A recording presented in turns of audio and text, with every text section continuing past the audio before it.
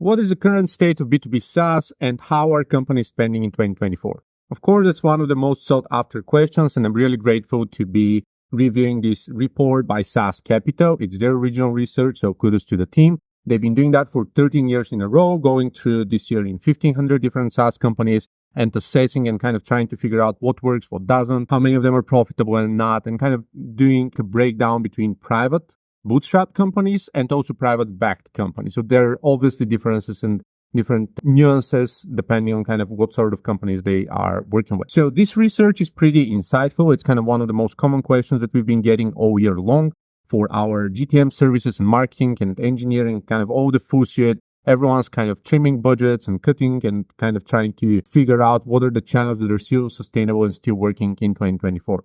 And even though this study has been completed in March 2024, that doesn't mean that it's not relevant.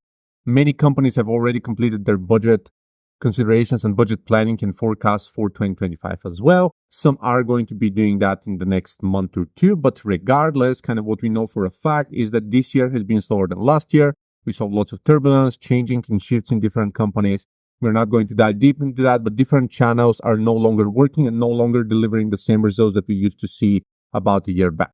So considering the circumstances and kind of the contextual changes here, what we're doing is kind of diving deeper into the SaaS Capital study, looking into their spending benchmarks and seeing kind of what the market looks like this year versus next year. So make sure if you aren't done with your annual report yet, you can take a look at some of these best practices. You can kind of compare companies and figure out what's the best distribution of budget, or at least how are other companies distributing budgets today. Let's dive in. Here's the SaaS Capital report. Once again, great research. If you want to read the full report, I'm going to link to it in the captions below. So let's jump right in. Again, the 13th annual survey has been completed in March 2024.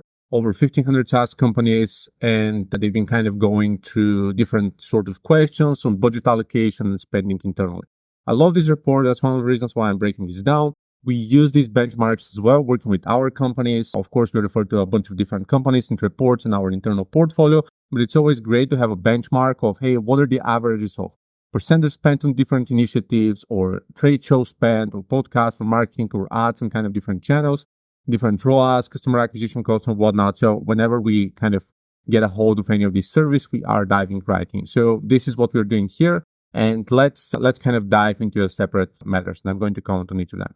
How much do private SaaS companies spend? Now, this is the difference between their annual recurring revenue or their annual revenue for the total period of time and their actual expenses, kind of all of their spend, their loss that they have incurred over this year. So needless to say, bootstrapped companies have median spend of 92%, while equity-based are spending 109% of AR. So it's important to understand that 92% means that they spend out of 100% of revenue that hit the bank over the past year, they spent 92% of that on different initiatives, payroll, expenses, ads, licenses, trade show, everything. So they conserve 7% of gross profit internally on average over the past year versus a 9% loss, meaning that funded companies, equity-backed companies spent 9% more of what they actually made over the past year.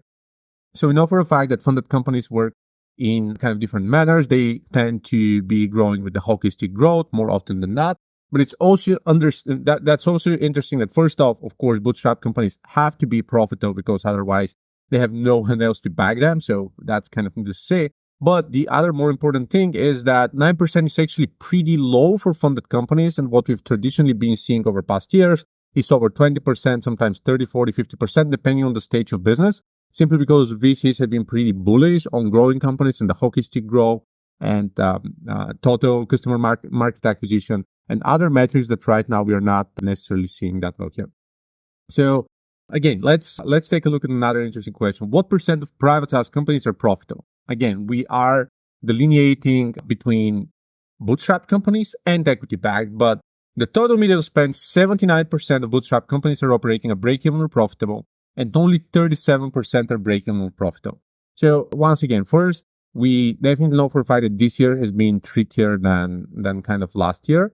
And we know that 21% of bootstrap companies are operating at loss, which is something that we all have to kind of consider and understand that this year has been less profitable and less successful for most of B2B SaaS. So we are actually seeing that number going up.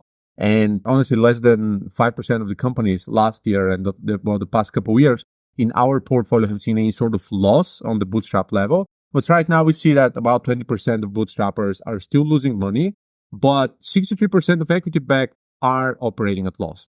So once again, working with B2B SaaS, you have to understand that the equity-backed companies are still kind of investing in the hockey stick growth, which is kind of causing some of these turbulences. And once again, what I'm seeing here is that we are actually bridging the gap this year because there's only 42% difference between both.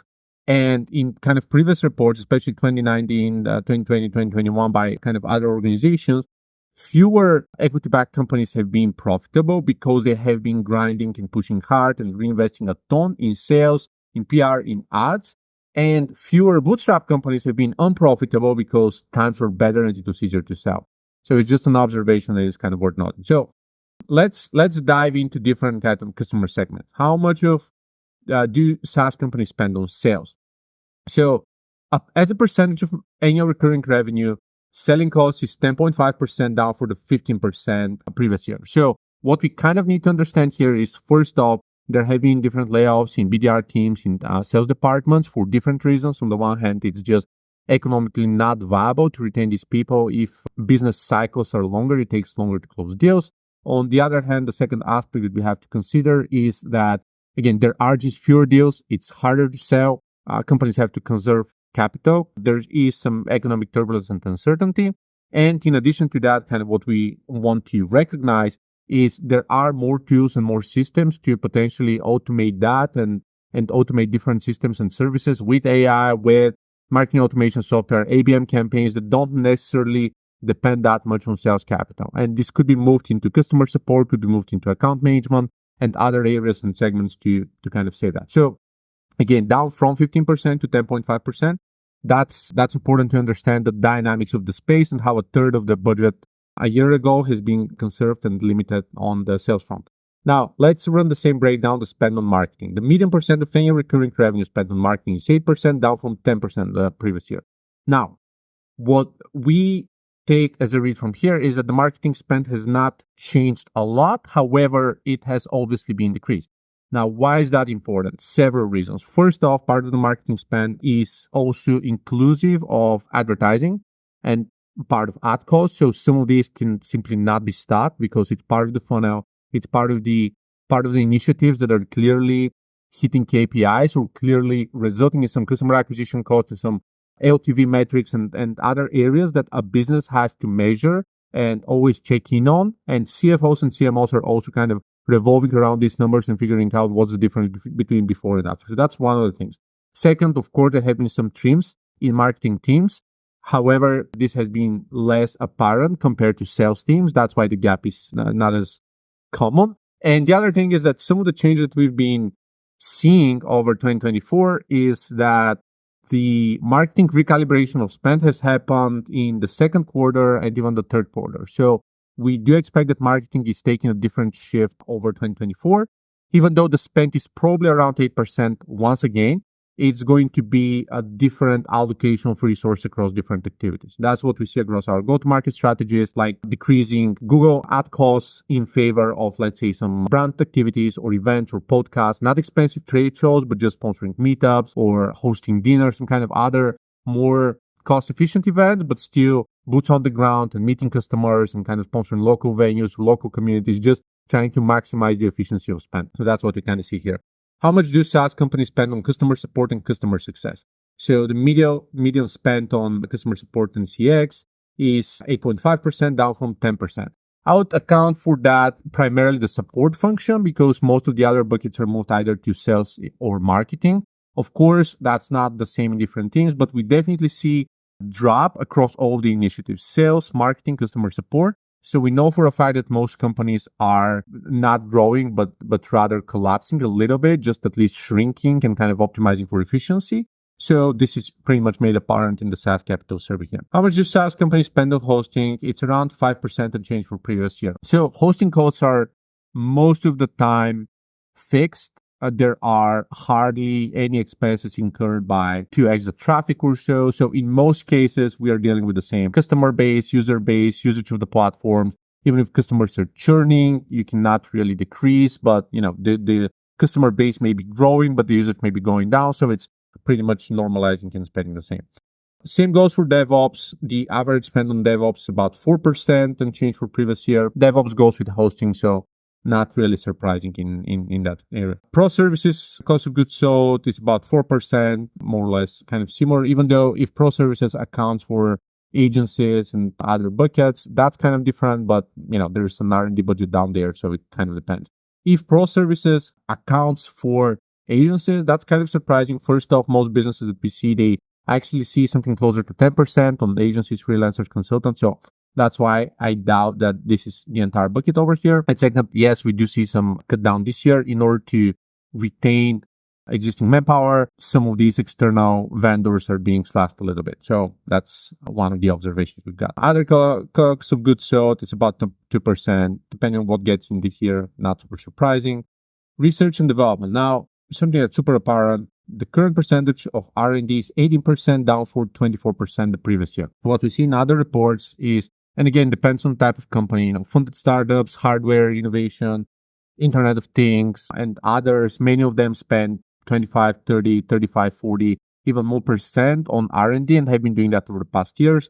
If we compare that to Zuckerberg, Meta, and the metaverse, or then the NFT market and crypto, I'm not even talking about the extreme ones. I'm talking about hardware, medicine manufacturing, airport density tracking, or some other kind of face control kind of tracking activities for safety and privacy reasons. Then many of them have been slashed almost in half over the past year. But again, across the board, we see that they're down about a fourth, which is kind of still good, and kind of still some R&D is being retained in most companies, which is great. What about general and admin costs? The average over the past year is 11% down from 15%. Now, not really surprising here, because when everything else is shrinking, you don't want to spend a lot of capital on admin resources, which means office assistants and HR and technicians and like even cleaning staff and stuff. So a lot of these are kind of being decreased alongside the other aspects, because this is non-billable resources for the most part. Again, you have accounting and legal and office management and admin and HR. Of course, you need them. It's compliance. It's important for the staff, but it's also the resource that's still eating a payroll, but not really helping a ton with generating more revenue. So that's a pretty interesting niche, because they're both jeopardized, as when money's tight, you're trying to kind of alleviate buckets that are not making money. At the same time, they're business essential. So you can't just fire your lawyers and accountants. It's going to be dumb. You're going to be sued and potentially liable for stuff that's far more expensive than this one. So that's kind of why this is the bucket in the middle. It's always on target, but at the same time, not really capture that much. So spending by company funding, what we can see here is, again, there are different buckets, and it's really important to kind of take a look at the difference between bootstrap companies and equity backed. So if we take a look at hosting or DevOps or pro services or others there, I would say they're kind of going side by side. Same goes for customer success and marketing. Of course, there's a little more for equity-backed companies, slightly more on these areas and slightly less on working with external providers like pro services. But the buckets that are really expanding are sales, R&D, and general administration. So what we know for a fact is, first off, sales has been one of the key weapons of funded companies to be growing farther. That's what, again, investors want. Many B2B SaaS are enterprise outbound sales led, meaning that they really depend on outbound sales and doing demos and kind of even going door to door. So this is kind of essential for fast growth. At the same time, we see, compared to bootstrap companies, that it's not super essential and it's not really generating the same return on investment as compared to last year or as compared to bootstrap companies. R&D, I'd say that's kind of a hit or miss. But in most cases, if you're a funded startup, then R&D is expected. You need to innovate. You need to build new features, new products, new lines. You're conquering new markets, and there's a specific lifeline that you can kind of distribute and work with up until an exit or an IPO. So this is why R&D is generally higher. And many other SaaS companies are profitable because they're sustainable. They may be boring. They may not be innovating a ton, even though it's, again, still around 18% here, I would say. But but again, not innovating a ton, but still retaining customers and making them happy. So even though they're not as exciting, they're still successful. And general and admin, assuming there's some M&A stuff going on, investor relationships, more lawyers, maybe more complex accounting due to just the legal structure and the cap table. But nevertheless, this is kind of an interesting breakdown. We can see the high growth and lower growth companies. And again, I'm going to link the report if you want to kind of dive in deeper. Again, there are different breakdowns for slower growth and higher growth bootstraps and slower and higher growth equity-based companies, which are, you can see some of the difference here. Like high growth bootstrap is over here. It's the lowest R&D, which is very interesting. And equity-backed higher growth is actually the highest spend on R&D. So somehow, bootstrap companies that are growing fast are not growing due to innovation and features. They're growing due to finding their product market fit and really doubling down on working with their ICP and meeting their ICP and conquering the channels that are successful for them. So this is just one of the areas that I really wanted to just pinpoint here. So a few interesting metrics here, but generally speaking, that's a great report. And again, kudos to Nick Perry and the team at SaaS Capital for providing that survey. And I'm going to link that again in the comments. If you have any questions, any observations, or any reviews from other public or private companies, let me know down in the comments. We definitely saw some down routes happening last year, fewer IPOs, fewer companies, and kind of exits being closed, some of them shrinking, some of them moving into a more traditional manner. So there has been some turbulence in the space, but I'm really glad to see that most companies are actually kind of still doing fine. Again, bootstraps, most of them are being profitable. On average, on average spend has been 93% compared to 100%, of course, being the benchmark. And funded companies only 109% spend, which is only 9% extra of kind of what they make, which once again is pretty surprising. We know that many of the companies that went through turbulence over the past 18 months had to go through massive kind of layoff rounds and cuts due to the fact that kind of what happened there is they had been spending 10x more what they were making, right? On, again, trade shows, on sponsoring stadiums, specific events and kind of hiring expensive C-suite roles. So that type of calibration looks like most of it had been normalized ever since end of 2022 to early 2024, which is when the benchmark has been taken. And right now we are in a more stable shape to conquer the end of 2024 and early 2025. That's what you see here. Thanks for watching. Let me know if you have any questions below. Kudos to SaaS Capital once again. And if you like that, hit like and subscribe and share with a friend.